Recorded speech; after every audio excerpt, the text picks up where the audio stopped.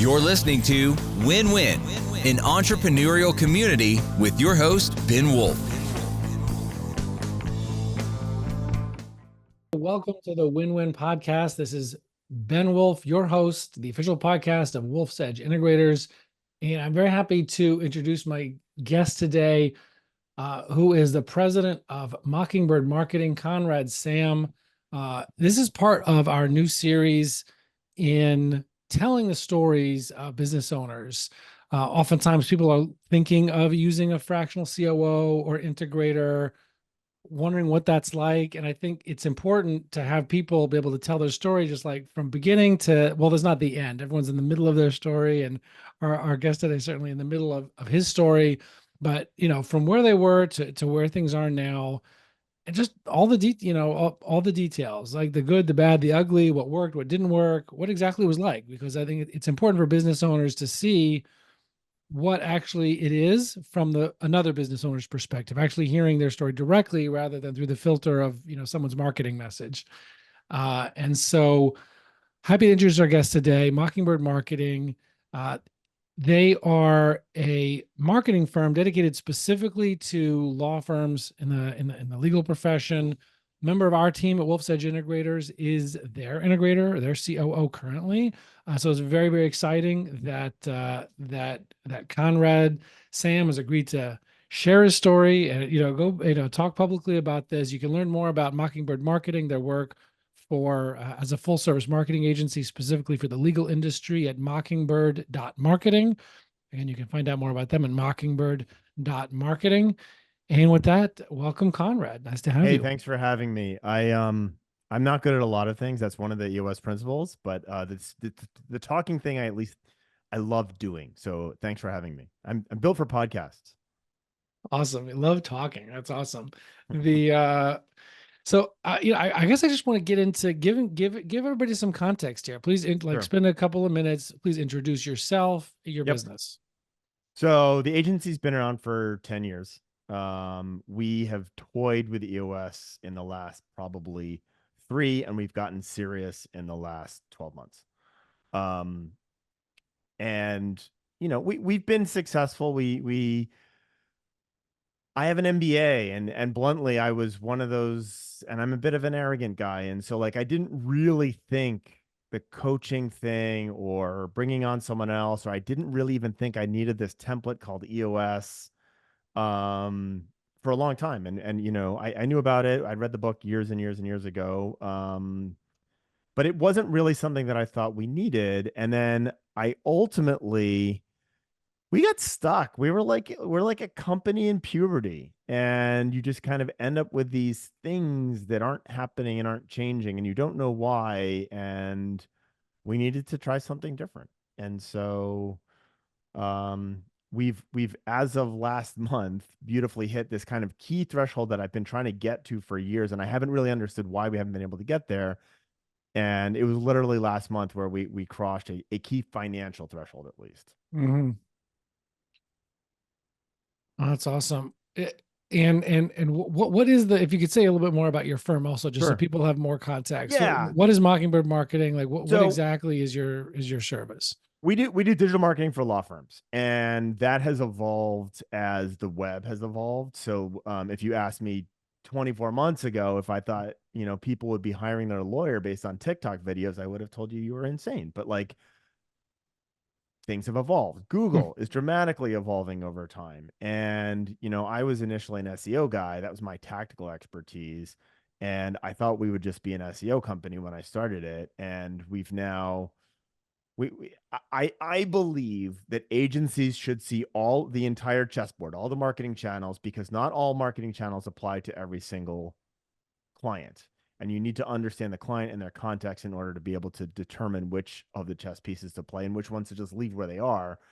And that's why we kind of have this breadth of expertise across different marketing channels, all surrounded by digital. But that enables us to provide the strategy overall to say, hey, for you guys should be doubling down on local, or you should be upping your pay-per-click budgets, or you don't need that website redesign that you think you need, right?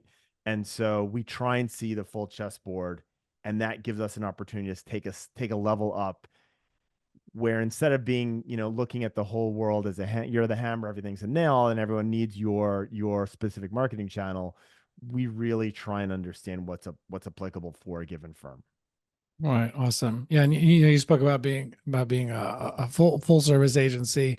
The you spoke a minute ago about how you were hitting a big financial goal recently that you were shooting for years. Yeah, But before, I want to get to that later, but sure.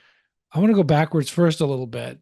You talked about certain goals you're trying to achieve for years. Like, tell us more about your story. Like, where did things come from? How did they develop? What did you try before leading up to the point of saying, "Hey, we should try looking for a fractional integrator"? Like, before it got to that point, Yeah, where were what was happening? Where did you come from? What else did you try? What was sure. going on?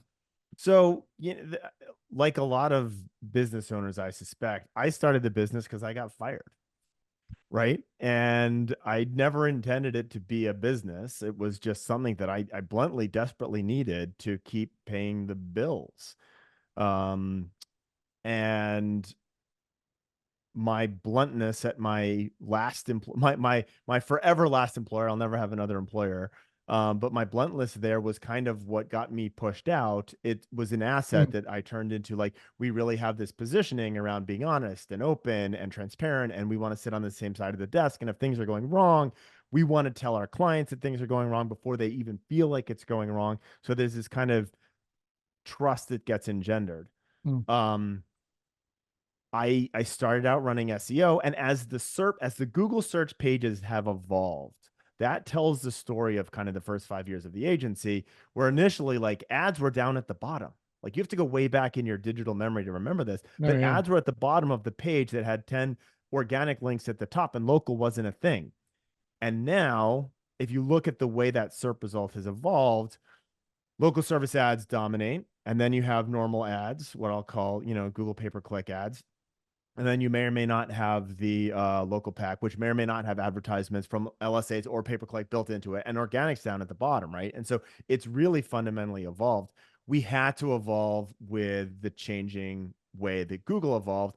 And then going back 5 years instead of 10 years, the second 5 years has been an evolution in, I think, the way that people are changing how they look for things, right? And again, I'll use TikTok as an example, but you talk to people who are younger, like I'm 50, I'm looking at 50 in a couple of months. You look at people who are in their 30s or 20s, their level of trust in what you're getting out of Google and the way they interact with the web and their peers is not based around always a search engine, right? And so we've shifted and evolved over that. In doing so, one of the problems for the agency, we're a small agency, we have had to have a high level of expertise across a lot of different marketing channels without having a massive depth of bench to support that. So my staff is very expensive because I have to have really, really good people. And we tend to be at the expert level. We haven't really built out the agency to, this is what I call my frog theory. The frog theory is three deep. I want to have a bench of, at least three people deep in every single marketing channel that we are expert at. And that's kind of Mm. where we're trying to build here. So it's been an interesting model in that we have very, very high end, very expensive people, which is a great thing. And it's a really challenging thing at the same time from a business perspective. Um, and we're now kind of moving into, how do we get more efficient? How are we getting more out of people? How are we holding people accountable with really high end people, which is a struggle in and of itself. And I want to, I'm actually really curious about the agency model too. And I hope we can get to that. Yeah. But what was the story of, like, what did you try, I guess, in terms of the, the precursors before you started looking at bringing in an integrator or a COO Yeah. into the business? What were some of the things that you had tried? How did you get to that point? What's the story? So the story behind there, it's somewhat simplistic. Um, and I think that's the problem. Um, we called it kind of a yin and yang perspective. there is in the organization, we've done some things to try and operationalize things. I don't think the visionary concept and the operations concept were always working in lockstep, right? And so as we were trying to do things, the way we were trying to do things and the vision of what we were trying to do, those two things weren't always moving in the same direction. And that became problematic. We did do things like, I'll give you a very tactical example of where I think we made mistakes. We got really big on documentation, process documents. This is how we do this. This is how we do that. And we had everyone was contributing to these process documents. But really, 50% of the work on that needs to be, this process is like, this is out of date. This doesn't work anymore. It doesn't make sense, or we're overcomplicating things.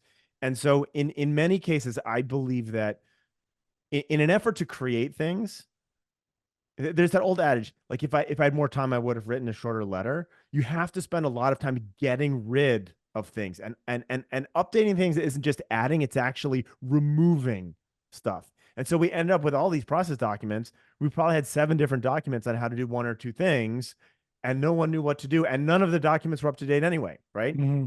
And so that became somewhat frustrating, because it was, we invested all of this time, but it wasn't really moving us forward. And so those are some of the things that we've tried.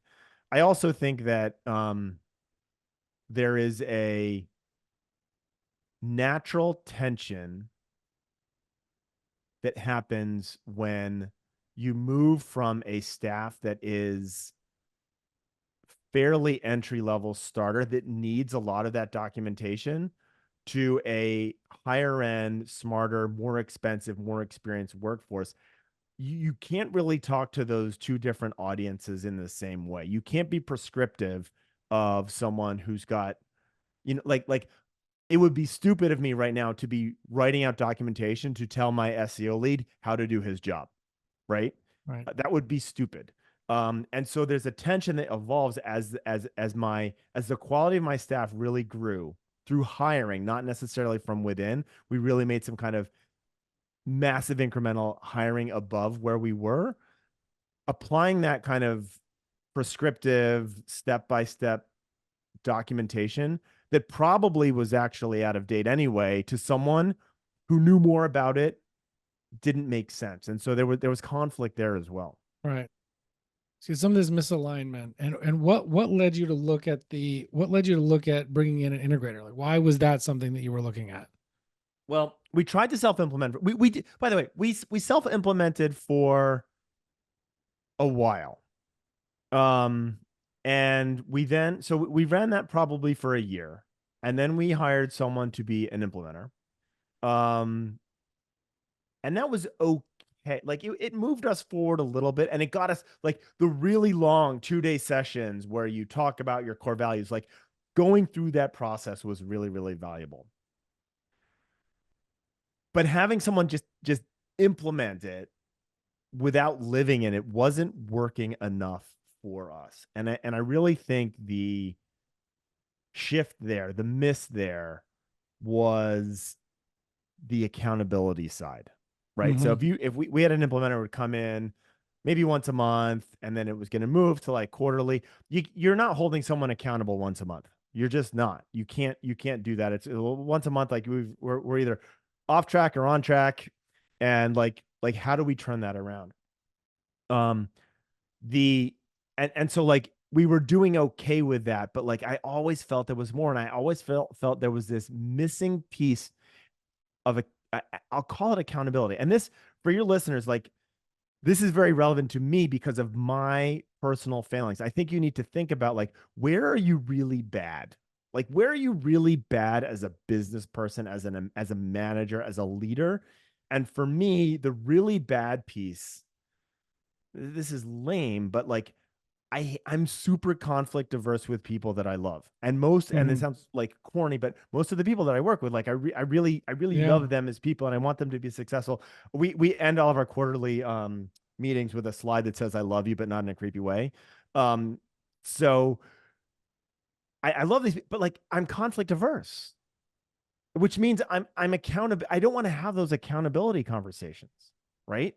And so we've had some metrics that we've been tracking for years, literally for a decade. And they fall into red, yellow, green if they're good, but like you get it. We've had one metric that has always been in the red every single quarter. It has never, ever been at yellow. And I have never been able to move that needle.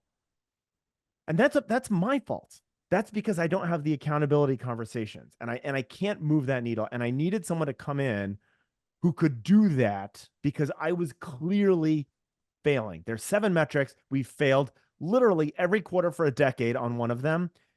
And that's now moving. Right. And those were the types of things where like this frustration of like, I know this should be different. I know this should be better.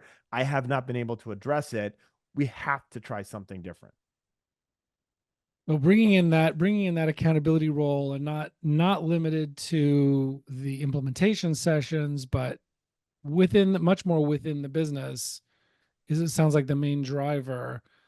How did you hear about Wolf's Edge? What else did you try? Or like, did you talk to other firms or individuals? Like what was the story there? Yeah, I did a really kind of deep search on this because by the way, you guys are really expensive, right? And I don't mean Wolf's Edge in general. I mean Integrators as a whole. This is an executive level of expertise that you can't screw up. You can't get this just pretty good. You can't be good at this. It has to be great. Because you're probably already somewhere near good. Like you're probably already doing at least a B-, but you have to bring someone in who's going to bring you up to an A. And so we spent a lot of time looking at this.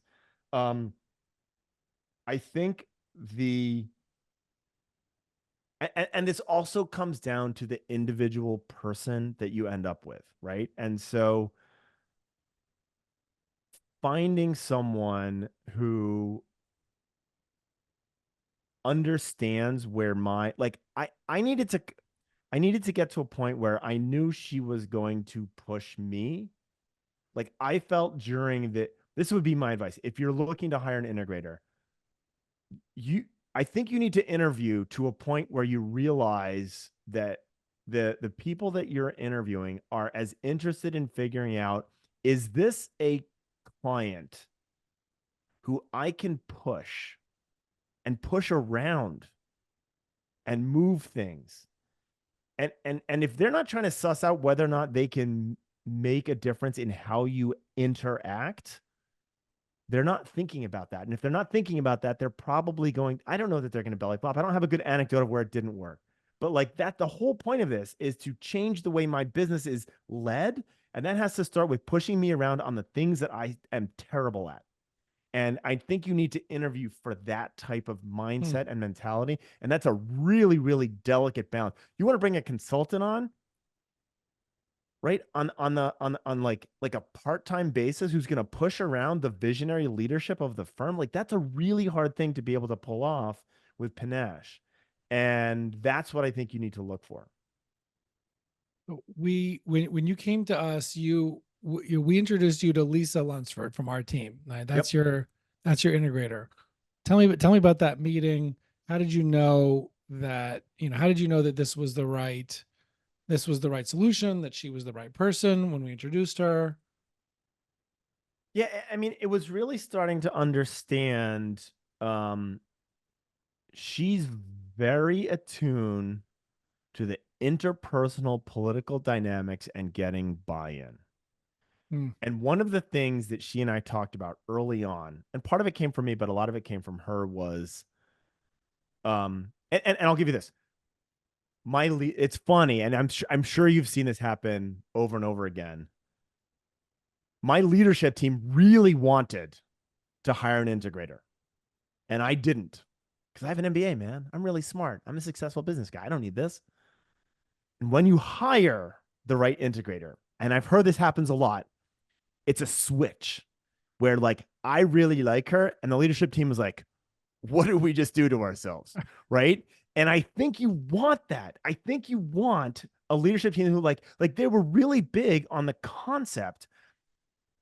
And then it's like, oh, it's like a little bit different. There's a bit of a new sheriff in town, and whoa, right? So that's a bit of a backdrop to like Lisa and I talked about. One of the things that she had to do was make sure that I never dropped the ball on any of my deliverables in front of the team, because I've spent 10 years dropping the ball in front of my team, right? This is a priority. That's something else. Like if I've got stuff that needs to get done, and it wasn't because this was not about making me look good. This was making them buy into, like, she knew that if I ever dropped the ball in front of them, that meant that she hadn't done her job of pushing me around to get stuff done. Right. And so she understands that dynamic. And you want to find someone who really understands those interpersonal political dynamics that have to happen. And so, yeah, it was that kind of level of, it's like this getting things done combined with interpersonal politics that I feel like, I said this to her the other day. I was like, I feel like you're 200 years old. I feel like you've had so much experience. She's younger than me too, right? I feel like you've had so much experience and there's so much wisdom in here that you've been that you're 200 years old, right? And the reality is she's just so interested in this subject matter, and she's taken so many courses. She's constantly improving herself and getting smarter, and like that she is like 200 years old. It is like having a team of 5 executives who've run companies for the last 40 years advising you on the regular. That's so cool, right?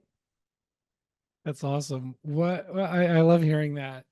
What made the leadership team so excited to bring in the integrator before they were tired of me. Before it actually started? You know this? They were tired. They're like, damn it, Conrad. Like, and I'm probably an extreme visionary. They were sick of me being like, we should do this and we should do that. And I've got this new idea. We're going to restructure this. And like, they were like, and I know this intellectually. I know I'm a pain in the ass to work with because I'm a visionary and I see these things and opportunities. And like, they wanted to take all of that and put it in a bit of a box so they didn't feel like we had a frenetic, chaotic operating environment all the time. They were tired of it, right? And so, and that's why I was like, well, I don't really want to put this in a box, right? Like, you guys haven't executed on 7 of my last 18 brilliant ideas. So like, I don't want to constrain that, right? And so that's where the tension comes in. And then, so it was sort of a hope that she would come in and hold you accountable to keep you in line. Whereas, totally, yes, but also accountability for them too. That's exactly what happened. And that is exactly what happened. And if she had not been able to, and I think this is important, you need to understand this when you're hiring an integrator, but also about yourself. If you're not willing to prioritize and step back the visionary chaos and shiny object syndrome, you should not do this. Like, you need to learn how to do that, in my opinion. But like, you will fail because you and your integrator will be at odds with each other, and you will not, like it'll fail internally. It would have failed. Like, if she had not been able to rein me in, I don't think that would have, we wouldn't be here, right? Tell me about, okay, we bring on your fractional integrator, your COO. Yeah. We bring on Lisa Lunsford. Tell me about the first day, the first month. What was the story? The first day, first month. I think early on there was a lot of the team, the leadership team, getting buy-in with her. And she spent a lot more time with them early on, because I do think it was like a bit of a rude awakening, right? It was a bit of a change because ultimately, like, and I've said this before in this talk, I'm not a great manager. I'm not great dealing with things when we have conflict with people with whom I love. Like, which is like, It's a terrible managerial mindset. And so there's this change where it's like, you guys aren't working for Conrad anymore. You're working with Lisa. And Lisa will handle the Conrad part of this, but like, you need to get things done. What are you working on? What are your priorities? Are those in alignment with where the company is going? And I think that's where a lot of the initial engagement needs to be focused on. Like, you've got a new boss. Like, I still meet one-on-one with my people, but it's not like I'm not managing them. I'm not like they don't really report to me. If stuff's not getting done, like, that's on Lisa. Um, and so that's a shift. And that's where I think my leadership team was like, oh, right? Like, I don't have a blank check anymore. We are talking about accountability. This is fundamentally shifting what I'm going to be doing. So yes, I'm enjoying that Conrad's not coming to me with 50 things tomorrow, but those 2 things that I haven't gotten done for the last 3 quarters, I now have a due date, and we're Have to meeting to deliver. talk about why that hasn't moved forward. And that was it. I mean, I don't want to say whiplash, but she's too politically astute to make it whiplash, but that's a fundamental shift in our culture. 100%. Tell me about when you started with Lisa, when you started with this fractional integrator thing. What was the state of the business? I mean, whatever measurables or metrics or situations you want to refer to, what was the situation then? And what's the situation now? What was your COO integrator Lisa's involvement in making a change or helping facilitate making a change? So the state of the business, we've been running, and this is an agency metric that we've looked at for literally decades. I talk about every single quarter, and we have these metrics that we look at. So I'm looking at right now, there's 8 metrics, and I can look at and they're green, yellow, and red. They're financial metrics mostly. But that's the thing. You have to change your mindset that the financial metrics are what comes out at the end. If you focus on the financial metrics at the beginning, like, you're missing the point. It's the report card of what happened. And so really a deep focus in the short term on financials is not a great idea. But when I look at these financial Because metrics, it's backward looking. it's backwards looking. It's what happened. It's the report card, right? And so what you need to do with your kids is you take the report card and you're like, okay, this is what we're going to do over the next quarter. So we're not talking about B's and C's. We're talking about A's and B's, right? That's the whole point. But so when I look at our financial metrics, this is Q2 of 2023, was before Lisa started. We have 8 metrics. We have 2 in the green, 1 in yellow, and 5 in red. Okay. And we had looked roughly like that for the past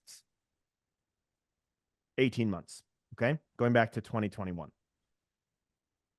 So we've just finished Q2. We are 1, 2, 3, 4, 5 in the green, 1 yellow, and 2 red. And the reds are just right on the borderline of knocking over. So they're Wow. moving up. That's a So huge difference. And these are really, really fundamental. I'm trying to get to all gauges green, right? Like, I want to get all of these gauges to green, and it doesn't happen overnight, right? It does. We're not even 12 months in, with Lisa. So it's not happening overnight, but we've never been in this kind of situation on on the report card right now. There's still a lot of work to be done. There's still a lot of things that we can improve on, but like, getting to all gauges green has been something that Lisa and I talked about a long time, and we're moving these things. It's not slowly. I mean, it's actually pretty dramatic, but it's working. What happened? What has she been doing? What has been happening that has moved the needle on those needles, on those gauges? Right. So accountability, number 1. Okay. And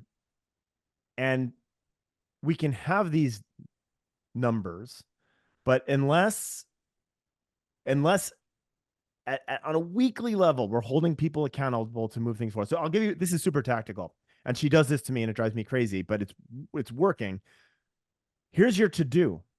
Right. And I'm like, oh wait, it's not due until the end of the month. I haven't done anything. You know, it's not done, but it's not due till the end of the month. What did you do this week to move it forward? Nothing. You did nothing to move. So like we're moving things forward. You did nothing over the last 7 days to move this thing forward. Right.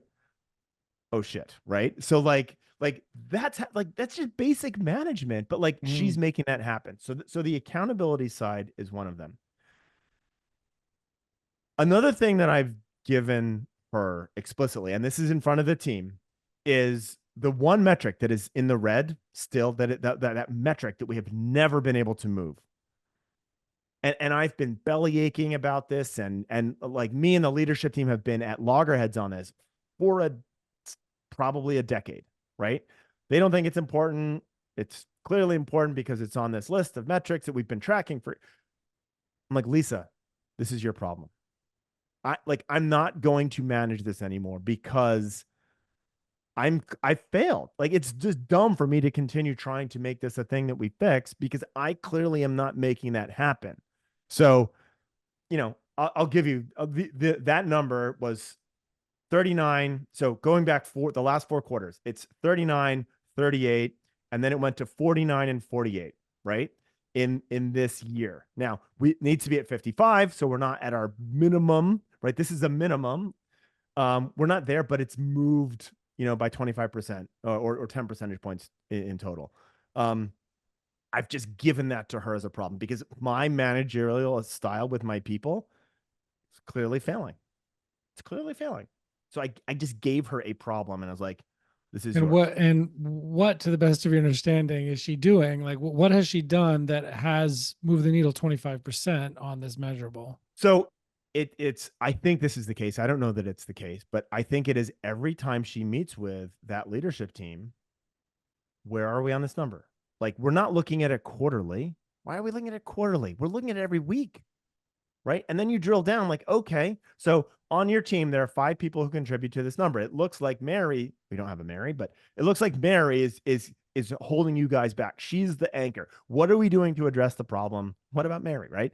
So it's getting in and being like super tactical, detailed, accountable on a very, very regular cadence to try and move that needle. Now, hopefully 2 years from now, that number's green. We never think about it. And it's not something that you have to look at on a weekly basis because it's a change in the culture. Like, we're really trying to change.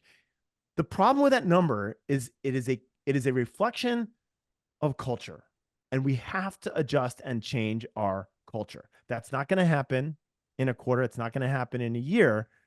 But if we continue to keep a little bit of pressure on that scale, it will change over time. And it is. And for some people it's changing and for some people it's not, right? You start to see how this works. What's your dream for Mockingbird Marketing? Like, where do you want to get to? What do you want this thing to look like? What's a long-term destination? So the long-term destination is to be stable and amazing. And by stable, and I talked about this 3 deep concept. I don't want, like, if my lead SEO leaves today, we're fine because we've got a small team there. But I'm not big enough for any turnover in staff to not be like, ooh, what are we going to do? Like, we're not a 500-person company where we can just plug another person in there because they're already there. Like, that would be, I want to get to a point where we have this level of stability on our size and scale, right? But I also bluntly fear getting so big where, like, someone's hiding and doing a shitty job and you don't know it. And I don't know. My read on this is at 31 people, someone's in your business just wasting time and coasting. And I know right now I can give you a score on every single one of my employees, and I'm going to be pretty close to what that actually looks like. We're going to have a good, you get to 30. I don't know why 30 is my number, but like, it's kind of around the 30 where like you start, and it's made more difficult by having it completely, like, we're not in an office, we're completely distributed, right? So it's more difficult to know like these are great employees, these are marginal employees. And I have this fear of getting a call from a client who's like, Joey's terrible. And I'm like, Joey? Who's Who's Joey? Joey? Right? Like that scares me. That totally scares me. So that's kind of what I think through. But to be at a size where we're stable, we're efficiently run, where we're profitable, and we're killing it for our clients,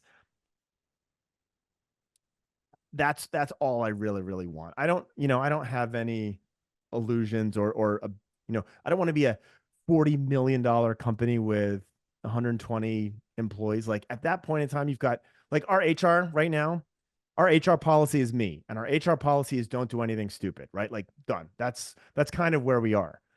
I like being able to be like that, right? Because we can have amazing people and do amazing work for great clients and it all works. But like at some scale, you just get to a point where like, here's our policy. You can't date within the office. Well, like, come on. I'm using that as an example. It's one of those examples where like, I don't want to have policies that like, we got adults here. Come on. Right. I get the need for that type of stuff, but I just want to be a great organization with great people and great clients and killing it for our clients. Right. It reminds me of the Netflix no rules, right? Like it's what's the expense policy? Like it's not a whole detailed expense No. policy. It's, if you were paying for this yourself, what would you spend on it? Yeah. Yeah. And then just that's the expense policy. Like it's not yeah. like here's a threshold of dollars. And let me ask you another question. And Yeah. this is completely unrelated to why we're actually talking today. But what you're saying now about awesome and scaled enough, but not too big, reminds me of this point is I want to tell you something that another client actually it's another prospect told me about working with marketing firms. So Okay. I'm just really curious to hear Yeah. your insight on this. Is he said that, he hates marketing firms because you talk to some amazing person Yeah. and they sell you on whatever they're going to do. And then when you actually get into the engagement, it's low level person, very little involvement from whoever you actually spoke with. Yeah. And you end up, who knows how much time or months goes by before you realize that like you're just spinning the wheels, just checking off boxes of activity Yep. and not driving, not getting results. And that every marketing agency is this way, or at least in his whatever. So Yeah. I'm curious, what do you say about that? And again, this is not really why we're here to talk, but I'm just curious. I'd love to hear your take on it because it seems like you're really priding yourself in the high level of your team. Yeah. I'm curious what your take is on this, on the topic or observation that this guy was bringing up. So he's totally right. And this is why I'm terrified of getting big, because when you get to a certain level of size, you make more money by paying your staff as little as you possibly can and giving them as much responsibility as you possibly can. That's how to do it. That's how to like turn out great profits, right? And if you can have a machine that continues to put sales into that and then maybe locks those sales down for like a 3-year contract, you make more money by hiring cheap labor and working them on as many clients as you possibly can. Why would you do? And that's why people hate us. Of course they hate us, right? And when you do that, you end up with agencies that are like, okay, I now need to optimize and work to try and convince this firm that we're doing a good job. So I want all my graphs to look up and to the right. Well, in technology, if I want to make my graphs look up and to the right, I can fake it so easily and my clients will never know. And it's like, oh, it's up and to the right. And then like 3 years later, they're like, yeah, but we haven't grown at all. But all these graphs keep going up and to the right. What's happening? I'll use 2 examples on this. Number one, you're an SEO agency. You're like, oh, you should be getting more traffic, right? Well, there's lots of really low quality traffic you can get. I can get a bunch of traffic to your website that is never going to hire you as a lawyer. That's not even in your geographic market. So why am I talking about traffic? Take that one step further, and your marketing agency that's like, I've convinced my client that we should be talking about traffic, but traffic's been flat for the last 4 months, and they're pissed. I can go now buy you 2,000 sessions a month for $10 out of Uzbekistan, or have a bot make it look like someone's actually looking at yours. I can do that. You think that's not happening? Of course it's happening. It's gross. Um, so it's really easy to misalign an agency with what their clients actually want. And you know, another example is like we call them customer success because I want them focused on the business. They're not account executives, which is basically an upsell role. But you know, the big partners, the big players in our game, their account executives are running 80 to 110 clients. How the Mm. hell can you do that? You can't run 110 clients. You can't run 60 clients. You can't really be thinking about the business of 60 different law firms in a month. Like, what do you do? 4 hours a day? If you're billing 100% of the time, you can't do it. So, you know, we're running 10 to 15, right? And then I'm trying to make sure that my people learn from each other. I really view what we want to deliver. I view us more as evolving into and functioning more like a management consulting firm than a digital marketing agency, right? Mm. And I want my people to have the experience and the panache and the exposure and frankly probably the education to think about this in terms of business terms instead of like we're going to optimize your pay-per-click click-through rate. Like, no, we want to figure out what your cost per client is in order to determine whether or not that pay-per-click click-through rate should go up or down, right? um and so I look, so this is why like people hate marketing agencies. I get it, but because it's so rare where your objectives with your client are aligned, because most of the time that means I am making less profit. What should, So, if I'm a, again, just a last question on this sure. rabbit Yeah. hole that I'm going down. If Yeah. somebody is looking for a marketing agency, what, like, how do they know? How, like, what questions should they ask, or what should they be looking for to know Yeah. that they're getting a actually results oriented marketing agency versus whatever the majority are? So I think you need to, so a lot of people, a lot of law firms, a lot of small businesses have learned a little bit of digital marketing terminology. So you have a Dunning-Kruger problem where you think you know a lot because you know a little bit. You end up having conversations about the tactical elements of your marketing, right? Should the cost per click go up? Do we need more backlinks? Are my title tags too long? That kind of stuff.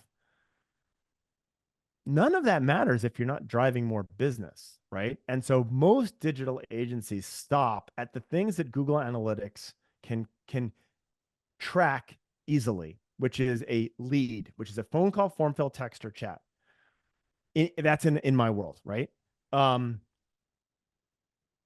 I don't want to talk about leads because we know from our own data that 83% of the leads that we generate aren't actually leads. 83% of the phone calls are people who are delivering the pizza, or your spouse calling to see how you're doing, or a vendor, or whatever it might be. They're not actually leads. They're not turning into consultations. So I think businesses should be thinking about what is driving my business. In legal, it is that initial consultation. We're going to sit down and decide whether or not you want to hire us, and we want to work with you. That's the thing. So is your orientation around what drives your business, not some kind of technical, tactical marketing numbers that may or may not generate more of the business side of things. The other thing I think you should think about is you want to find a firm, and this is a cultural thing, and it's hard to vet for when you're initially talking.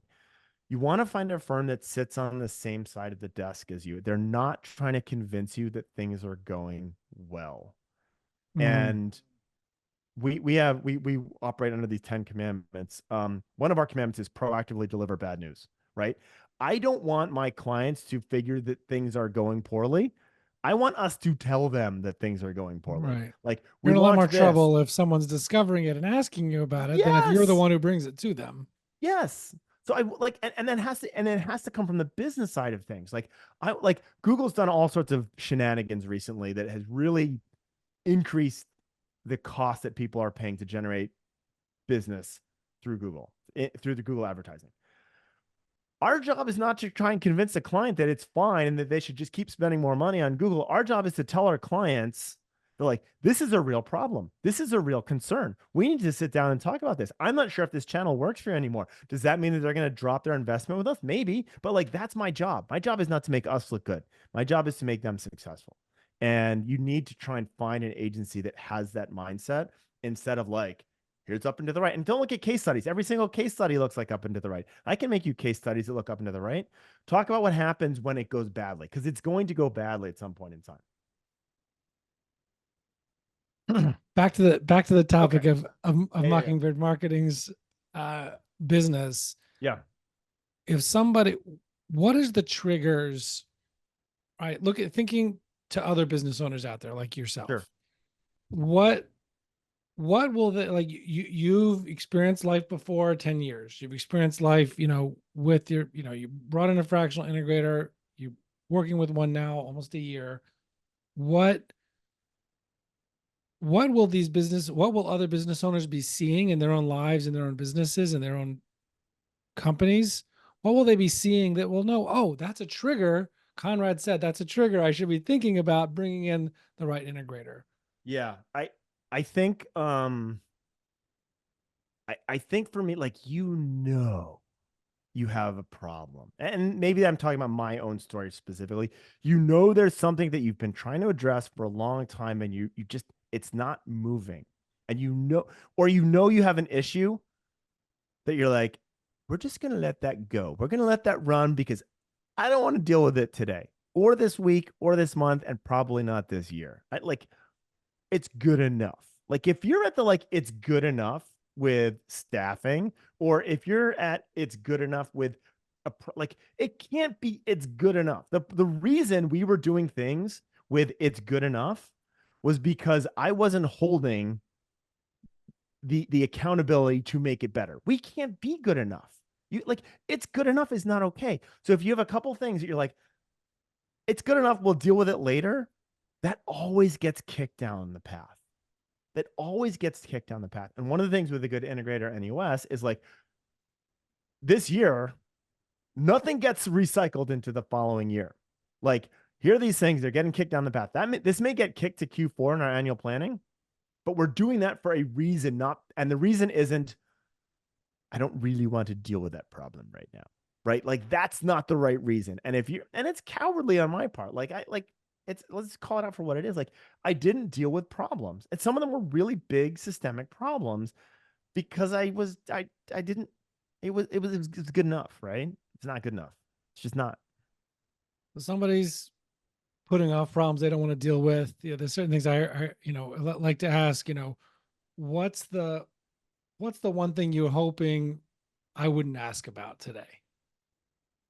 It's the one thing. No, I'm just saying you should answer right now. I'm just saying, like, that's the question. Like, that's another way of saying what you're saying, right? What's the thing that we're hoping not to deal with, is asking yourself, or if someone would ask you, what's the one thing you don't want to talk about, or you're hoping doesn't come up? That's a thing you need to talk about. All right. And you have some of those things in your business. That's one trigger. Yeah. And so you already asked them. And what you were asking about is the history of the company. And if you go back and listen to the beginning of it, I spoke in very general terms until we kind of warmed up.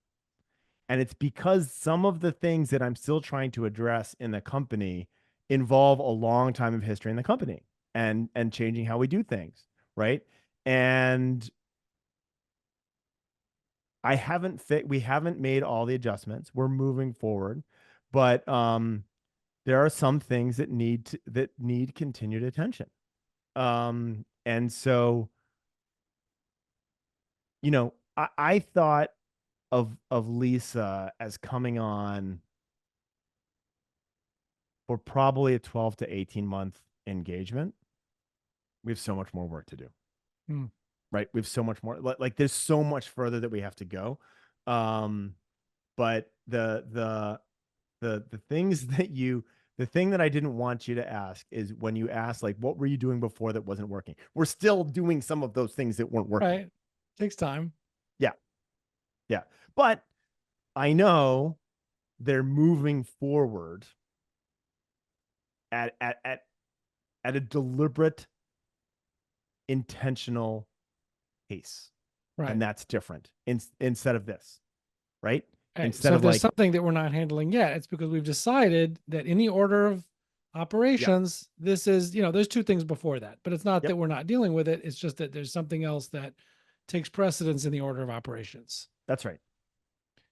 Last question. Um, Somebody out there, they're realizing, we're hitting the ceiling, or we're dealing with the same problems for years and years on Yeah. end, or we try different things and we're stuck. And they're thinking, you know what? Okay, you know what? We need help within the business. We need an integrator. We need a COO, maybe a fractional COO or integrator. What would you recommend them do? How do you find the right COO or integrator? How do you know if somebody, and again, whether it's Wolf's Edge, whether it's somebody else, that you're talking to is right for you? What should they be looking for when thinking, hey, am I bringing in the right person in this COO or integrator seat? And you were specifically asking the visionary, right? Well, I'm asking you, yeah, I'm asking you Yeah. from your perspective as the Yeah. visionary. And I could ask integrators in a different Yeah. conversation Yeah. what Yeah. they think, but I'm asking you what you think as the business owner, as the visionary. What do you think other visionaries, other business owners should be looking for when finding the right integrator or COO for their business? So I think there has to be, this is a very delicate dance. The visionary integrator relationship is a very, very delicate dance. And, one of the things that, and I would recommend everyone do this, especially with marketing agencies, but also you guys have, you don't have long-term contracts, right? And there's a reason for that. I'm correct on that, right? Yeah, I think when we started with you, we didn't have any contract. It was just Yeah. month to month with 30-day notice. But now we actually have a minimum of 3 months and then month to month just to make sure people have a Right. commitment to themselves, but it's still not long term. So my point being here is you need to get, and we do the same thing with our clients, right? So like, I don't like the long-term contract. You need to be in a place as the visionary where you're working with someone that you're willing, not just willing, but eager to hand off your biggest problems, the biggest failings that you have not been able to get done, and know that they're going to get done and have a level of confidence that they're going to move forward. Now, it may not be at the pace that you want to move forward, but that's your problem now, not the integrator's problem, right? You need to be able to say, listen, if my integrator is going to tell me this is going to take 6 to 9 months to manage, and here's the way we're going to do this, and here are the steps that we're going to take, you as a person need to be okay with the 9 months, right? Mm. You need to have that level of trust. And it also means, and the reason I talked about the long-term contract is you need someone who is going to deliver flawlessly over and over and over again. And because there's going to be a level of like you're taking your leadership team and giving them a new boss and expecting things to move forward. Like that's a really big leap of faith. It's a really big leap of faith. And so they need to deliver flawlessly, especially at the very beginning. You have to establish that at the very beginning, because now like I'll turn anything over to Lisa, and like she's like, it'll take 12 months. Okay. So I just like you tell me what, right? But like that takes, so you want to see the potential for your relationship to turn into that. Otherwise you're doing them a disservice, and you're doing yourself. Don't invest the money, right? Don't bother. Does this person have the potential for me to be willing to turn over my hardest problems that I've not been able to get any traction literally? Do they have the potential to do that? And if they don't, like that's not the right person. If you're not going to open that possibility up, it's not the right person. Right. Your baby. I mean, your business is your It baby. is. It's like part of your body. Yeah. I mean, you put And you got to so much entrust into it to this this, person. and and yeah, it's hard. It's really hard to let go of the reins, right? And what you have to start to see is that when you do let go of the reins, things change. The metrics are moving. It might not be as fast as they want, but like there's evolution to this. And like our financials have turned around dramatically, right? Like, so, we've really experienced a great year, our best 2 quarters back to back. And that at least coincides with bringing on Lisa. Is it because of Lisa? There's probably a lot behind that, right? Like it at least coincides with that. Right. And you talk about timeline maybe taking longer and needing to be able to come to peace with that. Yeah. Reminds me of a phrase you talk about, the long short way versus the short long way. What I'm talking about, which is, there's a path to get somewhere that's the long short way, which is, it seems like the shortcut, seems like the faster path, but because it's not actually going to even get you there, you're going to have to start over again in 6 months. It's the long way, even though it seems like the shorter path. But then there's the long short way, which is, maybe it's 9 months, maybe it's longer than I wanted for something to take. But because we're really doing it for the right way and at the foundation, it's actually going to stick. And we're actually going to get there in the 9 months. Right. And so it ends up being the short way, but it's the long short way because and you actually get there. It takes longer than you hoped it would. It's especially true when you're dealing with people, right? Major changes with people don't happen in a quarter. They shouldn't. And so I think that for me has been one of the biggest things, like on the people side of things, having a long path to change and evolution. And that is one of the things that Lisa's really thrown the brakes on with me. And I've just been like, okay, I'll trust you on this. Like, I want to make changes all the time. Right. And it's like, there's a path. Let's understand the path. And it takes longer with people when you're dealing with people instead of like a product. Right. Right. What parting thoughts would you leave, thinking about other business owners, any other parting thoughts you would leave them with? I will give you, so I almost don't want to bring this up because this is another personal failing, but I think this is something that no one wants to talk about. And yet I think we all know this plays a bigger role in how the business works. I'll use myself as the ugly foil on this. I think that one of the reasons that we have a solid engagement with Lisa is there is a gender dynamic at play. And that there's a gender dynamic at play in business everywhere. And I don't think we can, you can pretend that that's not the case, but like that's disingenuous. My interactions with people, I'm a type A, aggressive, contact sport kind of guy. And when I get challenged, like I'm going to come out swinging, right? That is just the way things function, and they always have for me. That has been a failing with me dealing with my leadership team. Like I know that we get entrenched in our positions. Lisa and I talk about this all the time. My leadership team, who was previously a bunch of guys, it was a 4 white male in like leadership team, right? That has evolved, and to great effect. But the dynamic, the interpersonal dynamics with Lisa have worked really, really well because I don't get entrenched in a corner, and I'm not trying to win, right? And she has been able to do that with me by being on the same side of the table with me, but she's also been able to do that with a leadership team, right? And so now our leadership team is not like we are 2/5 women and soon to be 1/2 women, right? And it's changed the dynamics of how things function. But I do, and this probably doesn't apply to everyone, but I do believe that, and she and I have talked about this quite a lot, that the gender dynamics can play a role. And I think we have done a really great job by moving aside from this entrenched, I'm right, we're trying to win. Like I want to win everything. I want to win. I always want to win. Any conversation, I'm trying to win. And Lisa's been like, you don't need to win this argument, but let's talk about the 12 months and like, don't win the battle, win the war kind of thing.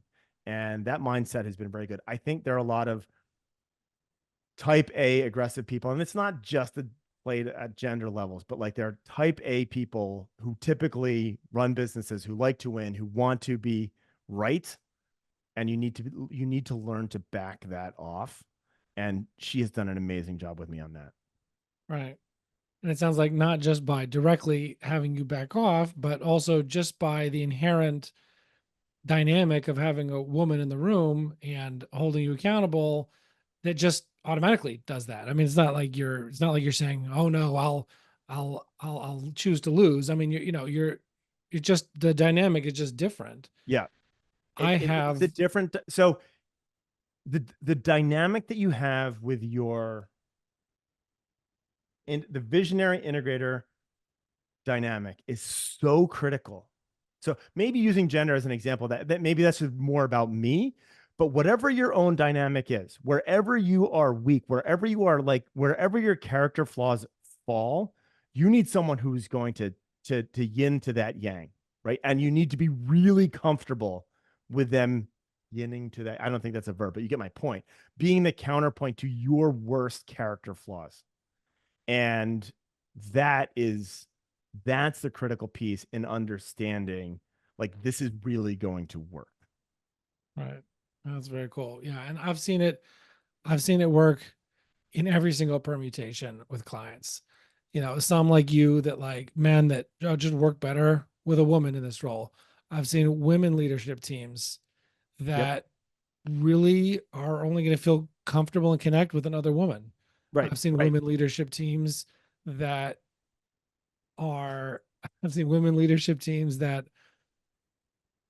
just really would prefer to have a man in the role. Yeah. And they just work better that way. There's every permutation. And so, it's very interesting in our discovery process to try to get a sense of the visionary that's in front of me or that's in front of us, and what kind of chemistry dynamic is going to be most effective with them. Because what you're saying is definitely true. And it obviously has been true with you, and that gender dynamic and everything is a great observation. And it's good for people to hear, so they could think, hey, would that be, would the same thing be true with me? Yeah. But it's, but we have to think with every client that, it's going to work. It's going to be different for different people. Yeah, you're right. It's different for different people. But I think the reality is, in many, not all cases, and I wish it wasn't in any cases, but like in many cases, your interpersonal dynamics, especially in a business setting, are influenced in many different ways, right? And realize that, go into that with eyes wide open. Right. Super interesting, Conrad. Again, people can learn more about Mockingbird Marketing, which is mockingbird.marketing as the website. That's correct, right? It resolves both ways. Okay. Mockingbird.marketing.com or mockingbird.marketing. Yeah, that's part of the things that we have to do, right? These are the URLs that you have to reserve on GoDaddy. Exactly. So mockingbirdmarketing.com or mockingbird.marketing. Find out more about you guys, marketing agency, full service for law firms. Thank you so much for taking this time. I hope other business owners can learn a lot from this conversation. Is there any way people can reach out to you if they have any questions about your story or I mean, the good thing is, as an SEO guy, I have a very weird name. And so it's Saam with 2 A's, SAAM. And if you can't find me, I'm not doing my job. It's a really easy find. And I'm fairly available on LinkedIn, Facebook. I'm easy to find on the web. All right, awesome. So Conrad Saam at SAAM on LinkedIn, on the website.